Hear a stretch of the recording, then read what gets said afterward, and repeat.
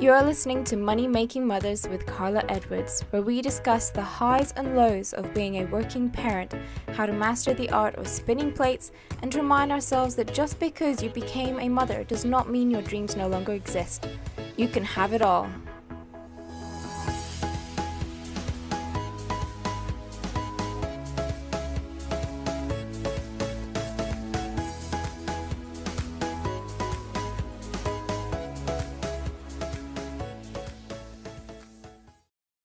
Hi everyone, welcome to this week's episode of Money Making Mothers, where I am joined by the amazing Micala Quinn, who is located in Kansas City, America. She's a former teacher and has solved the issue for modern day working mothers where they can make sure their work fits around their children. She teaches women how to launch and sustain successful freelance businesses, and a lot of people could benefit from hearing what she's done and how she's made it into a huge success for not just herself but her family as well. Hope you all enjoy. Hi, I'm Micala Quinn, and I am a wife, mom, and freelance expert living in the United States, specifically in Kansas City. So right in the middle of America, guys, that's where I'm from. And I've got 4 kids. My oldest is 5, McLaren. My second is George. He actually passed away when he was 8 months old, though, unexpectedly. But he would be about 3.5. Yeah. Oh my gosh, almost 4 now. So McLaren, George. I've got Thomas. He is 2, just over 2, and then Caroline is my youngest, and she is 5 months. So my husband and I have been married for 6 years, and I've been pregnant or breastfeeding the entire time. Have you? We've been married and pretty much a business owner that entire time as well, too. So what is the business? What is the business that you do? Yeah, so I help women start freelance businesses as virtual assistants, social media managers, copywriters, graphic designers, any service-based business that you could offer to help another business. I help them get started in that. I used to be a high school English teacher, so I taught high school English for 4 years, and I loved it until my daughter was born, and she was born year 2. So got married young, got pregnant young, all the fun stuff. And she was born my second year teaching, and that's when I just was like, oh my God, I thought I didn't want to work. I thought like working was the problem. Yeah. But it turns out it was just working someone else's schedule, and, the traditional way of working just didn't work for me. So I started looking for how to make money from home, how to be a stay-at-home mom. And long story short, after a lot of different dead ends, I finally found this virtual assistant world, and got started in 2000. She was born 2015. I got started like 2016, right in January. So yeah. 5 years ago. 5 years. I did the math right. Yeah, 5 years ago. Got started quickly. Not quickly. It took me a while to land that first client, right? But once I landed that first client in August of 2016, so about 6-7 months later, that's when my income kind of quickly snowballed. And that would be my 3rd year teaching. Was that my 3rd year teaching? No, that would have been my 4th year teaching. And I landed that first client, and then quickly it just snowballed. I tripled my teacher income, which in the States, teachers don't make that much. And I taught at a Catholic high school, so even less than like public school teaching. But as a teacher, I think after we paid daycare, I took home about $1,000 a month. Right. After taxes and everything. So I worked my butt off like 60 hours a week for $1,000. And that's not we needed that. We needed that though. And then as a freelancer, working 15, 20 hours a week on the side of teaching, I was taking home $3,000 a month after taxes and everything. So working 60 hours for $1,000 plus putting my kids in daycare, not having the lifestyle I wanted, compared to virtual assistant, 15 hours a week, tripled my take home pay. it was a no-brainer. I left at the end of my 4th year teaching, and it just kind of snowballed ever since. I was in a lot of like local mom Facebook groups just because I was the first in my friend group to have kids. Yeah. And didn't have like any other moms that I could be like, hey, this happened, what do I do? And just being in that, as I was building my business, other women kept asking me like, or not asking me, just posting in general, like, I would love to work from home. I don't want to join an MLM, which is multi-level marketing, for those of you who don't know. And so I just started naturally helping them like, hey, this is what I'm doing. This is what I'm doing. And I became known in my local Kansas City mom group for the lady who can help you work from home without selling products. And over to like, it just kind of snowballed. One day there were 50 women that were wanting me to help them one-on-one. And I was like, guys, I can't do this. I've got kids, I've got clients. And so I started a Facebook group to just share resources, help them. And then that quickly kind of turned into me having an online course and teaching them how to do what I did. And so I've been in the online course space now for almost 3.5 years. So the reason you started is because you were trying to fit your children around your work rather than trying to fit your work around your children. Absolutely. Mm-hmm. Yeah. And as in terms of like your work-life balance since then, is it better? Oh yeah, absolutely. So my whole philosophy around work has changed. Like when I was teaching, when I was in that traditional work makeup, where you 9 to 5, go into the office, come home. I thought that working was my problem. It turns out that I really, really love working. And, I learned that throughout the last couple of years, but I love working on what I want and something that lights me up. And when I first quit teaching, my work schedule looked like I did the nap time hustle. So I would work from 5 a.m. to 7 a.m. When my kids were still sleeping. I woke up really early. That's how I built my business when I was still teaching, those early morning hours. Yeah. And then I would work during nap time. My kids were great nappers, 1 to 3. 1 to 3 every day in the afternoon. So that was 20 hours a week that I could work. What would they'd nap that time religiously? Yeah. Oh yeah. They were. Oh my God. You're lucky. Great nappers.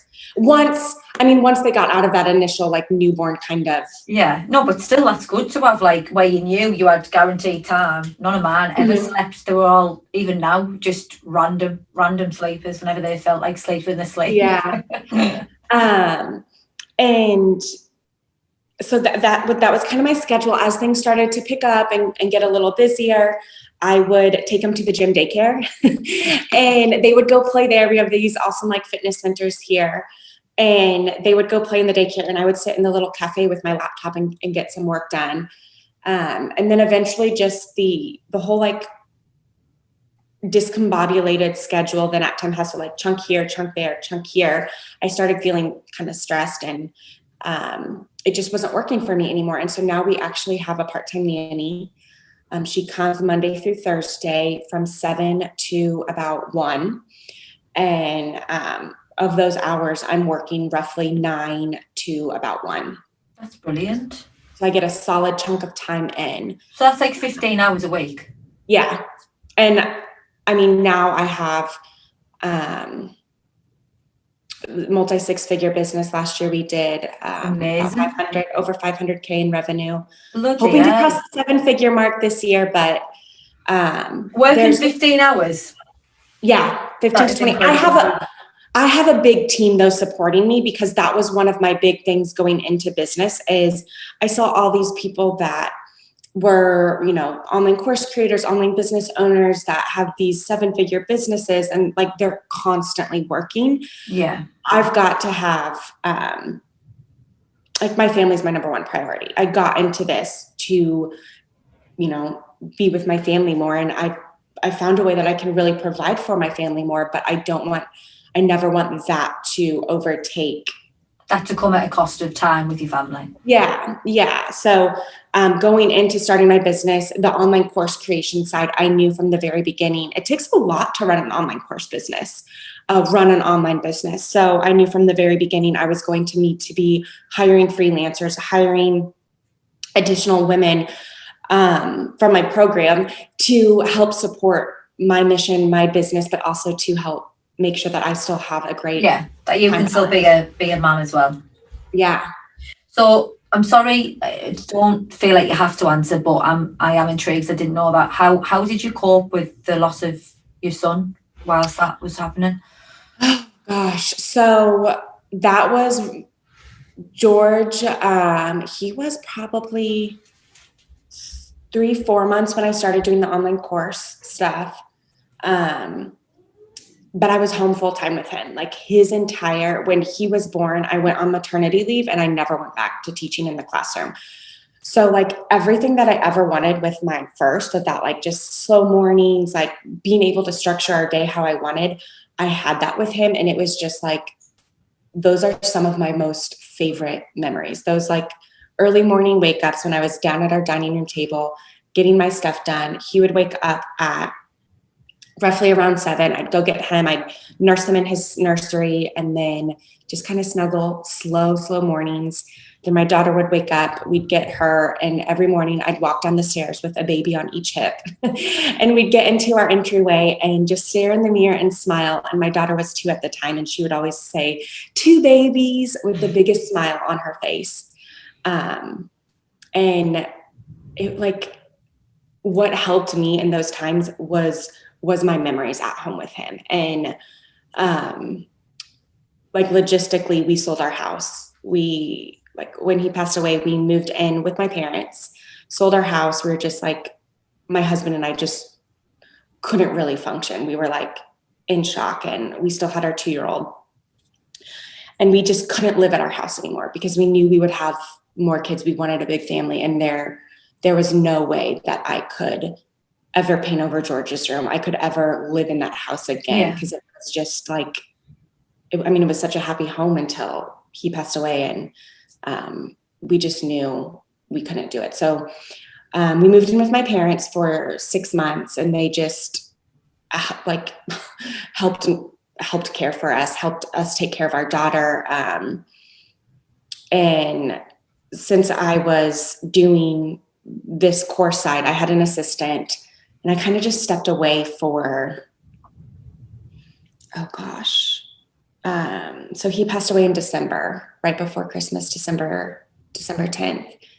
And I kind of just took time off, didn't really do anything. I checked in because I had students at that time, but I would check in with them, help support them when I could, but they were all really understanding and like, focus on you, focus on your family.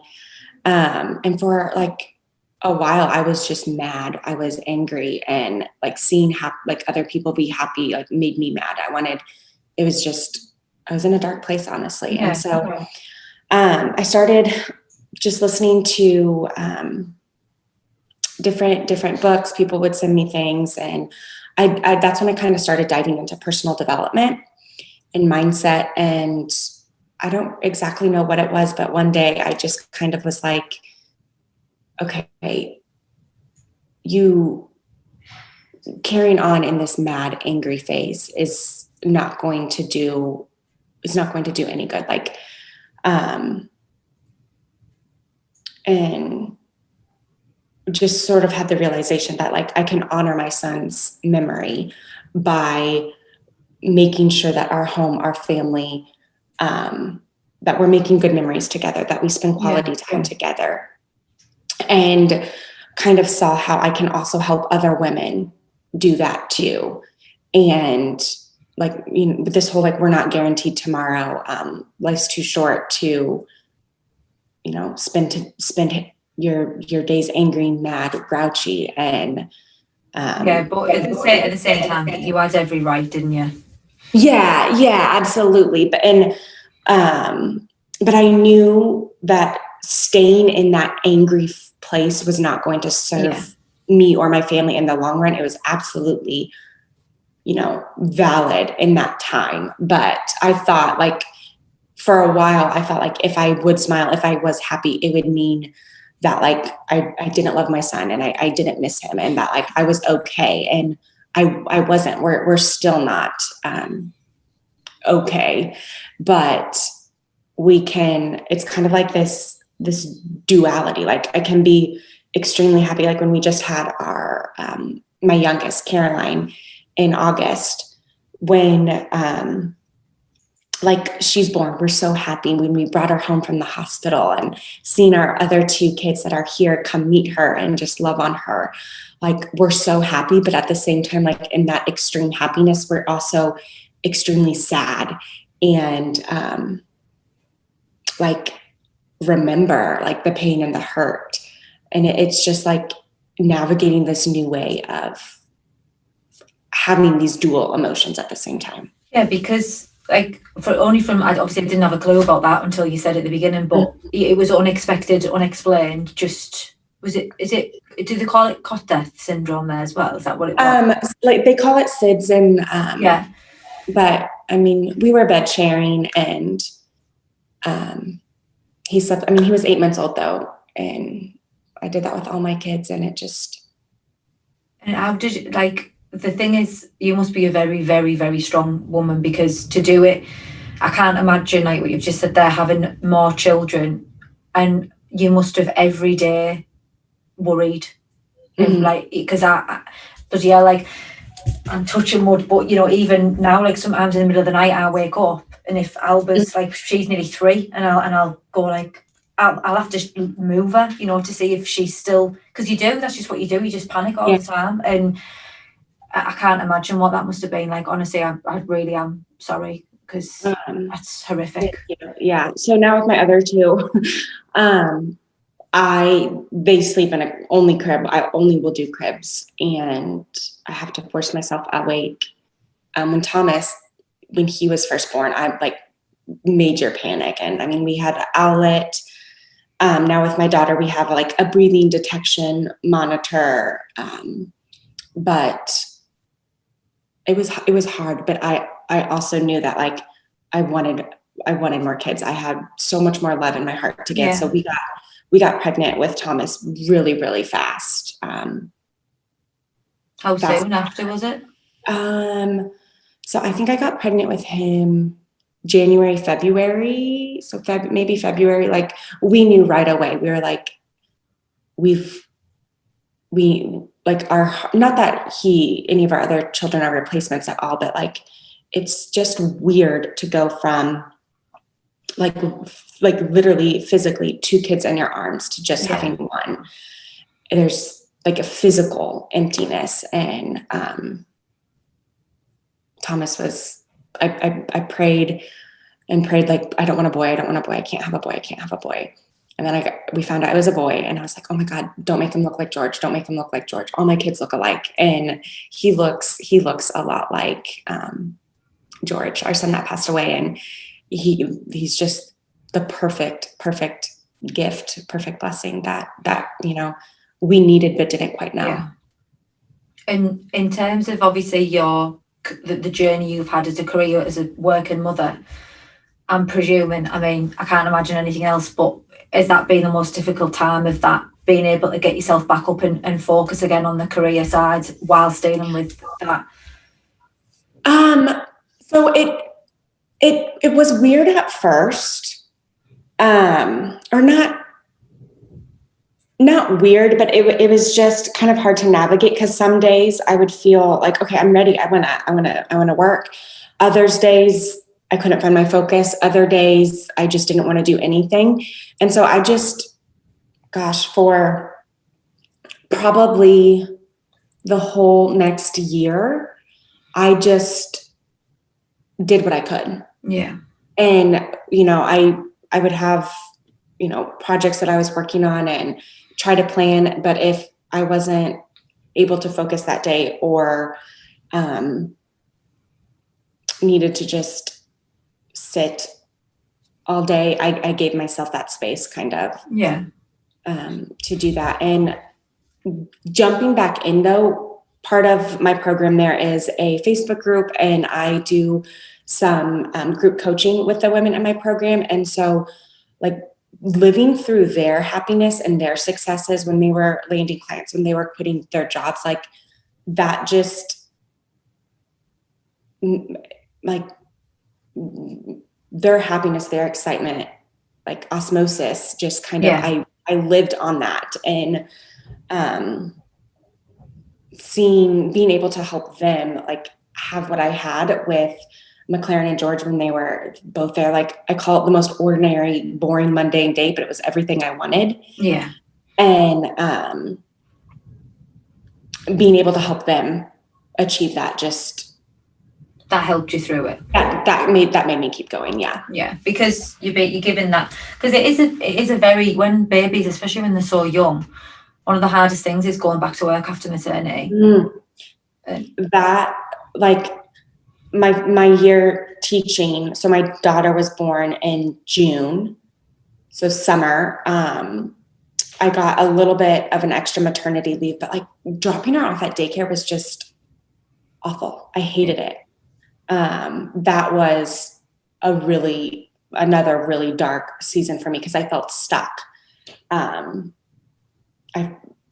wanted to be at home with her, and financially my husband and I needed 2 incomes. I mean, obviously we could have sold our house, we could have sold a car, we could have got rid of everything, but I also like going to Target and shopping and buying things. So like that whole sacrifice everything, be the old lady with all these kids in a shoe just wasn't gonna work for me either. Yeah.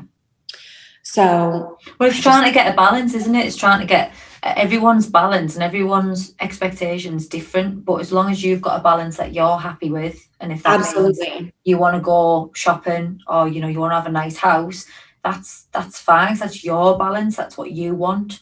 But it's getting it to a point where you're happy on both ends, because I'm the same. Like there's so much I want from life and for my kids, but you've got to work for it, and then you feel guilty for working for it because then you're not spending time with the kids. But the beauty of being, especially being self-employed, is if you do get to a point where you're like, Jesus, I've worked so much this week, you can stop. You can say, right, that's it now. Like I'm going to have 4 days off, which is much better than obviously when you're working. You can't do that because you're answering to somebody else, so you have to do it whether you like it or not. Yeah. Baby. Yeah. Little baby sees me. So speaking of that, how do you juggle then working and motherhood? Now having our nanny, I couldn't do this, still kind of piecemealing together a little bit here, a little bit there. I'm someone who gets frazzled easily. And so just, I like to have that. I like to have that set time, since I am working from home. Like it is so, and self-employed, it is so, like you said, it's so easy to like work. And since I love working, it's hard for me to stop. Yeah. And so I have to have that, like that set time in my day where it's like, okay, this is. Do you diary things? Because I'm starting to think I need to actually get some form of, like, I've got like a Google diary where I put work things in, but I mean to the point of, right, between this hour is when I'm going to do the washing and put clothes away, and then, have like more of a schedule, because otherwise you do get run away, don't you, with life? Yeah. So I did when we didn't have the nanny, I would like diary schedule in every little thing that I was going to do, whether it was work, business, mom, personal. And like, I know that's best practices. I have my most productive days when I do that. Now, do I do that all the time anymore? No. As far as business stuff goes, I have a director of operations on my team who helps handle all of the big picture of like the to-dos and scheduling and delegating and like managing the team now.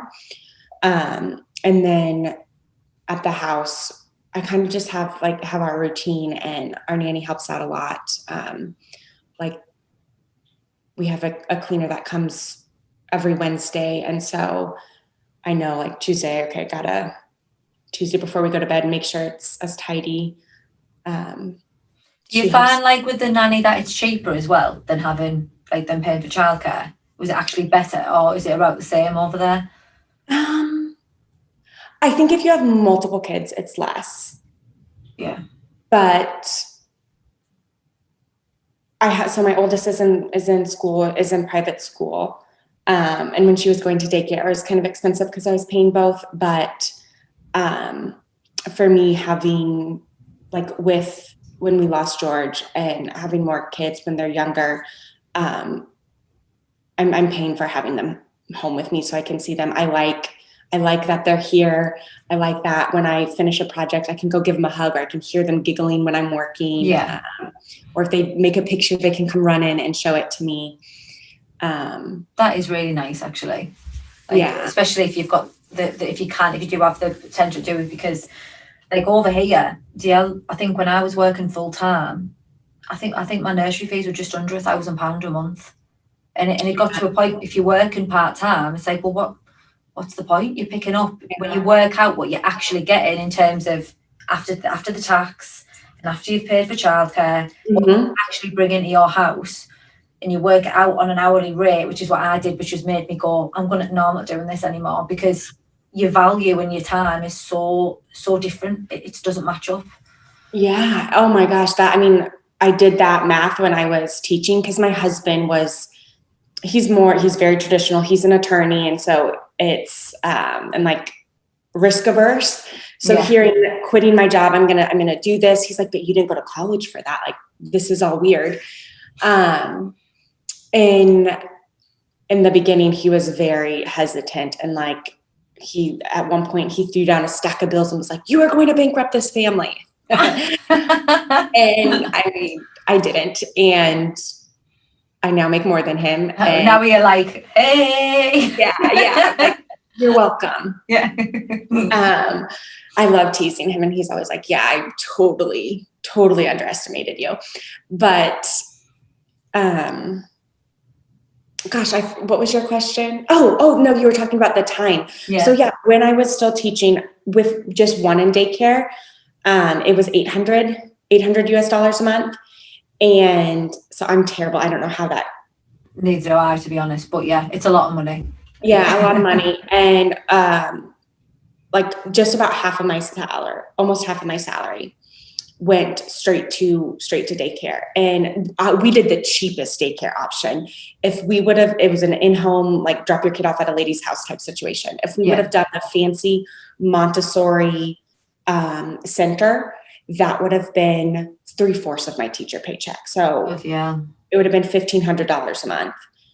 I would have been taking home $500. Like it is. But that's what it's like here as well. And that's the whole point. Is, you know, a lot of the reason why I started this podcast was to try and show there's not always. Sometimes you just you just follow on what everyone else has done or what you're expected to do, and you go start working for someone, and then it's hard to get yourself out of that habit and out of that rut, because that's what you just do and that's what everybody else is doing.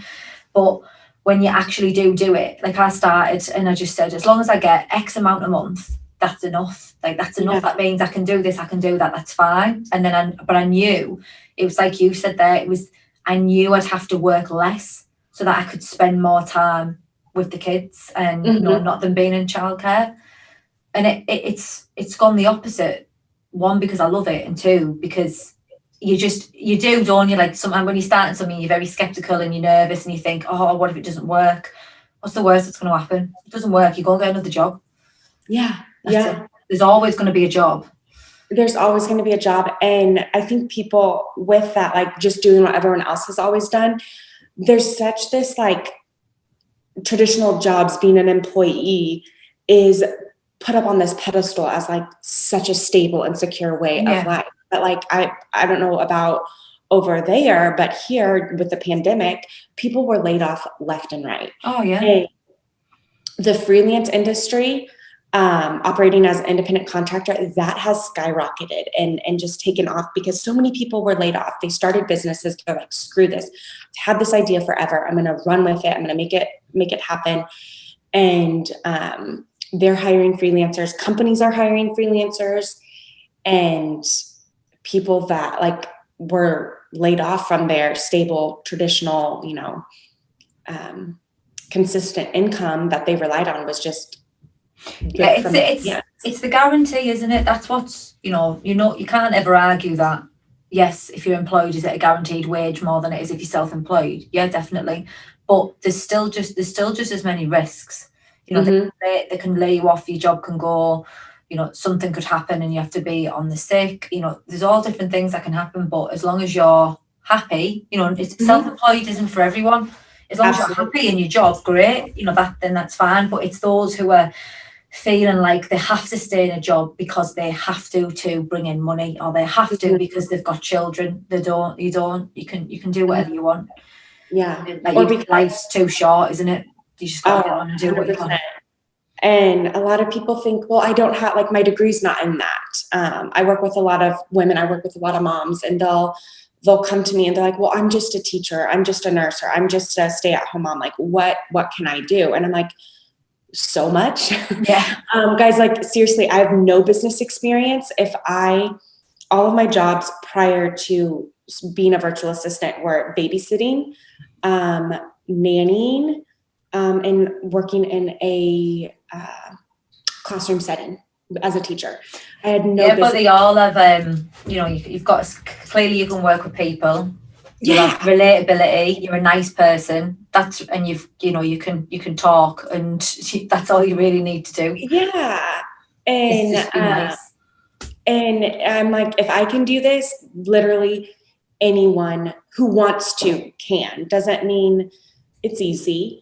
Doesn't mean it's for everyone, but there are so many opportunities out there if you are unhappy in your current situation, whether it's working or if you've already like left your job and you're a stay-at-home mom. There's lots of options to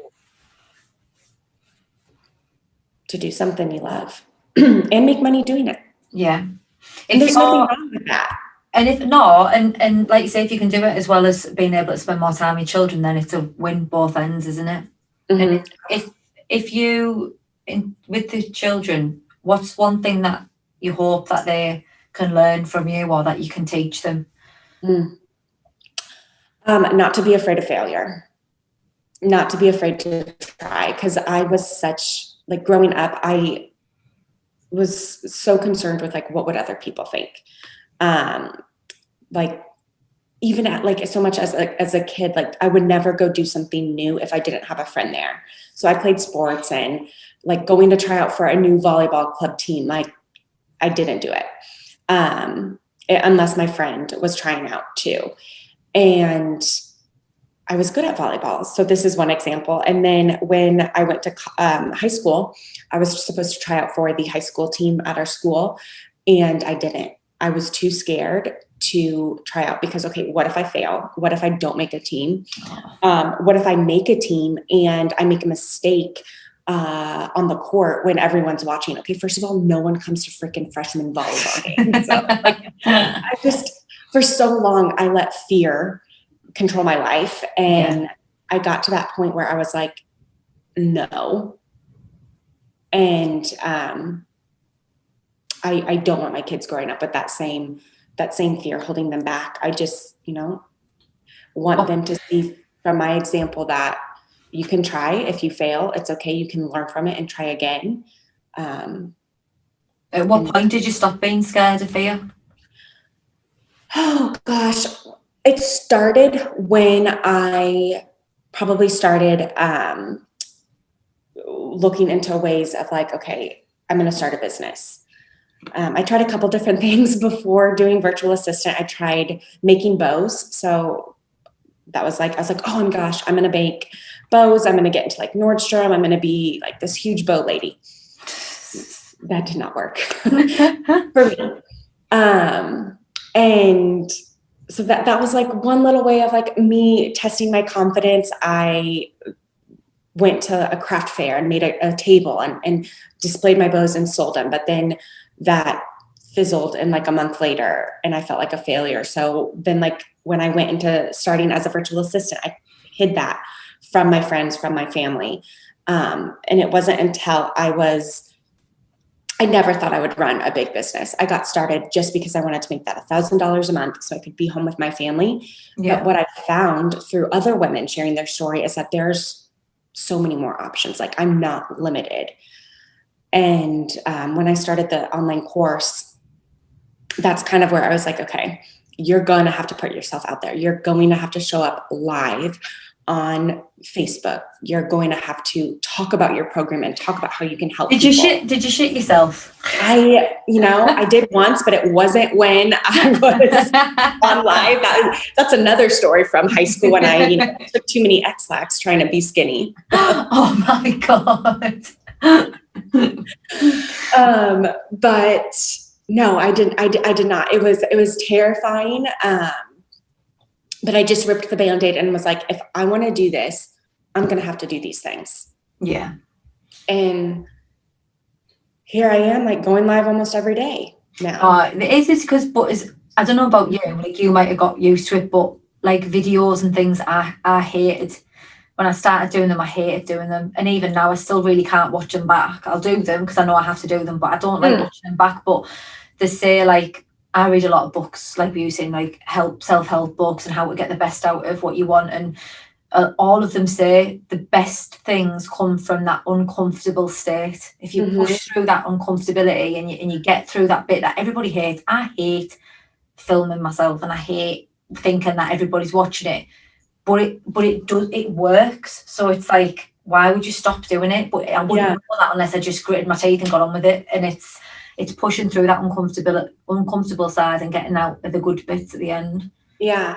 And like the first time it's gonna be scary, and each time it gets a little bit less, and you might become more comfortable doing it. Which I am now. I remember, like, the first time I went live, I had like notes typed. Yeah. Of like, okay, this is what you're gonna say, and now I can wing it. Yeah. No, you do get used to it. Like, recording it doesn't bother. I still can't watch it. I still can't. Oh, no, I can record better because I'm used to doing it, but I can't watch. I cannot. If I watch it, I'm just like, oh my God, oh my God, oh my God, oh my God. Like, my voice, like, it's just horrible. But yeah, it's just everyone's got things that they're uncomfortable with, even if from the outside to everyone else, it doesn't look like that. It looks like, oh, you're fine doing that. And how do you do this? And you're like, no, I'm dying inside whilst doing it. Yeah. But I'm smiling, like, pretending it's all right. That's funny you say that about the voice. I do not watch or listen to anything because I'm the same way. I would be so critical and then I would never do it again. Yeah, it's hard that. Sometimes when I've asked people to come on here, they're like, oh, I hate my voice. And I'm thinking, well, don't listen. It doesn't matter. Yeah. Listen. Like, the point is that other people are going to. Like, you don't. Yeah. I don't listen to my voice. I just zone out.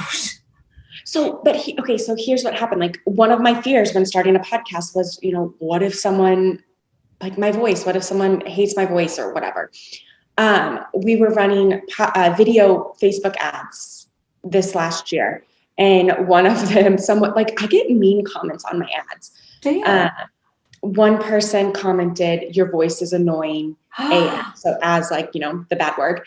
And I just saw that and laughed and was like, oh, why? Way back when. Assholes? I know. Way back when I was like, this is what I was terrified of. And it happened. And, like, I can just laugh at it now because what kind of sad soul do you have to be to comment on someone's video like your voice is annoying? Great. Have a nice day.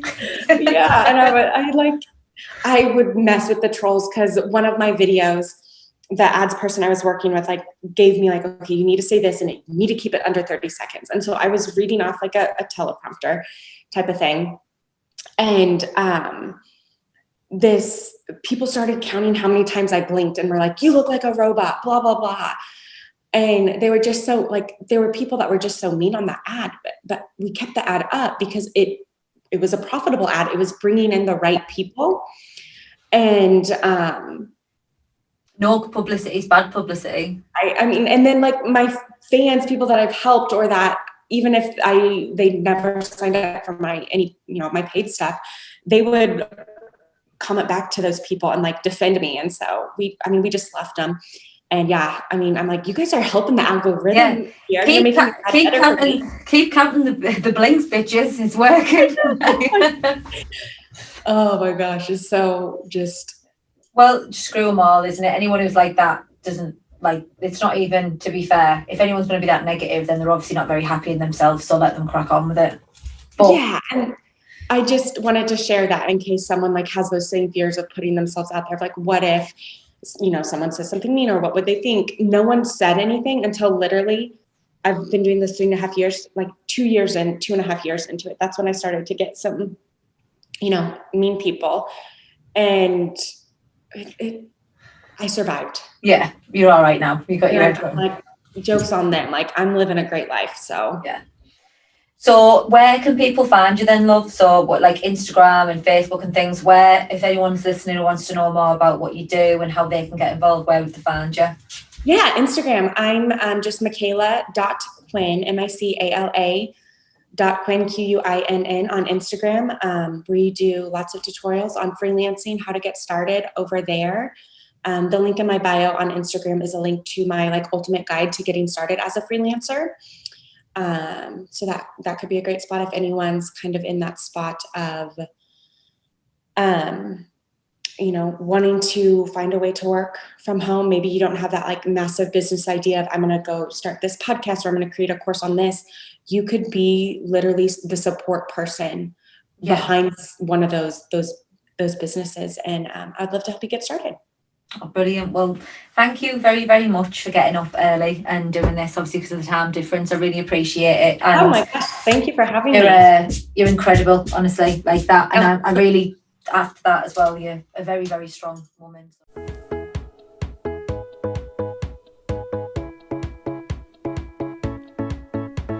You have been listening to the Money Making Mothers podcast with Carla Edwards. If you have enjoyed the show, then leave a 5-star review on iTunes. Make sure to tune in next time, and don't forget, you can have it all.